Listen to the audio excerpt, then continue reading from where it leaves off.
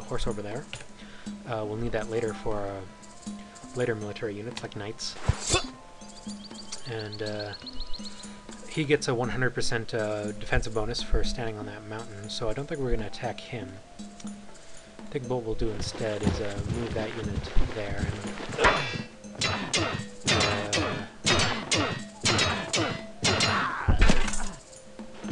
I'm not sure what just happened there. Well, that was rather odd. I don't remember moving them to capture that, but that's what I intended to do anyway. So no harm done, I guess. Library. Yeah, we'll build a library there. And I think what we'll do with these guys is we'll start moving them down to Memphis. So they're going to move down to Memphis, and I don't know if we have quite enough to take out Memphis just yet, but we should soon. With the addition of that one, we should have enough, I think. And we have a spearmen there to defend that city. So we've already taken out 2 of their cities, and their civilization is growing rather fast as a result. I don't think they're going to be able to stop us at all, by the looks of things. They're crumbling beneath our attacks rather quickly. They've already lost 2 of their cities, though we haven't driven into the core of their civilization just yet. And it seems they're counterattacking mostly with warriors, which is very surprising. I would have thought they'd have definitely had something more impressive by now. But the currency is a bit more of an expensive tech, so we're going to need to bump up our science rate a bit more. We produced a temple in Tyre, so its size is going to grow, which is good. We'll also build a library there, I guess.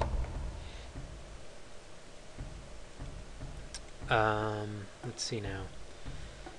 This immortal is going to fortify in there, as will that one. We'll let the warriors come to us, and then we'll attack them. I don't really want to attack them when they're standing on a mountain there, because they get a 100% defensive bonus for standing on a mountain, so it's not a good idea to attack them while they're standing there.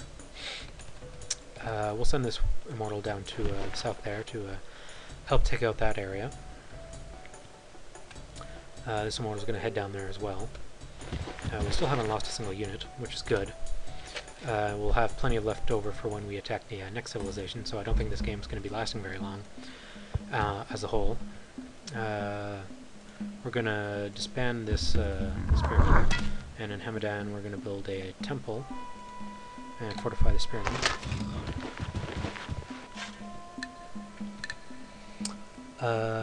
Let's see. I want to see what their warriors do next. They'll probably attack this immortal. I forgot to move him, but they probably won't be successful, and even if they are, we have plenty more where that came from. This immortal is going to join that group next, and then we'll attack Elephantine.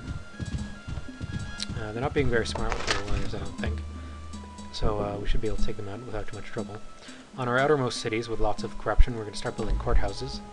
What courthouses do is they reduce the corruption in the city they're built in, so that's always helpful. And our warriors shouldn't have any problem. So that one seems to have failed, which is fairly unlikely, but it does happen on occasion. Nothing much we can do about that. And that one was a touch more successful. These warriors down here are doing a lot more damage than I would have thought they would, but fortunately we have plenty of warriors they have.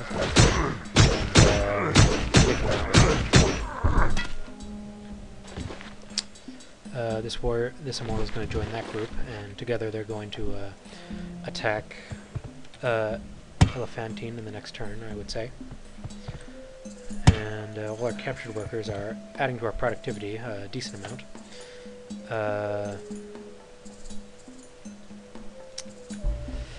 Our worker count is fairly high at this point. We're able to keep up with the demands of our cities, so they're all working fairly good territory. Sedan is falling behind though, so I'm going to send a worker over there to help out there. I think this guy will go over there as well.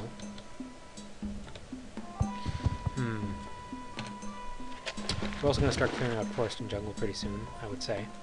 Since forest and jungle aren't the greatest territory in the game, we don't really want to be using that too much. Our 3 immortals there should be enough to take out Elephantine. We don't need to build a courthouse in our capital, fortunately, so we're just going to build more immortals there. Spearmen are good. We want to use them to fortify our cities. The spearmen are the first unit in a long line of in a long chain of defensive units. They can be upgraded all the way to the most advanced defensive unit in the game, the mechanized infantry. So they're definitely very helpful. I think we're going to use some of these workers to start clearing out jungle though, because we don't want to see that in our territory as much as we can help it.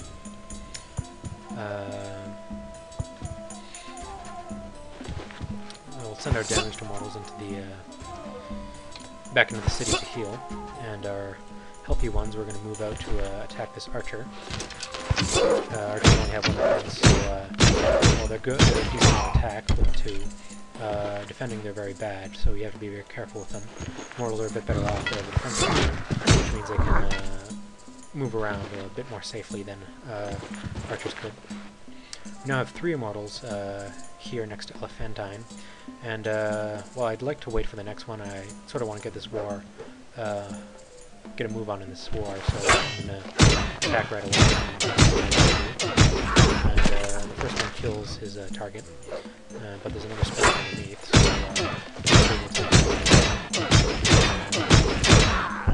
looks like we did, and we capture Elephantine. So it's another city off the list, and there aren't too many left. Abydos and Giza here should get defeated without too much trouble, and soon enough we'll be driving into the heart of the Egyptian territory. We're going to use that spearman that was there to fortify the city, and we'll send a worker out here to connect up the road.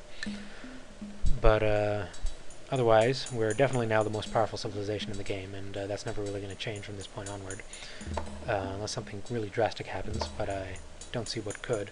Even if, for example, the Russians were to enter into the war, I don't think they could do much to turn it. They might put some pressure on us in the south here for a little while, but it wouldn't be long before we could get some immortals out there to deal with it. With our high level of protection, and the fact that we're in a golden age is also helping out quite a bit. So we're going to clear that jungle, but it's going to take quite a while. And we have quite a few immortals at this point. We're 8 beyond our maximum capacity, so I think we're going to scale back the production of immortals since we really have more than we can handle at the moment, and start producing other things. I suppose we could always start building wonders. Which one should we build?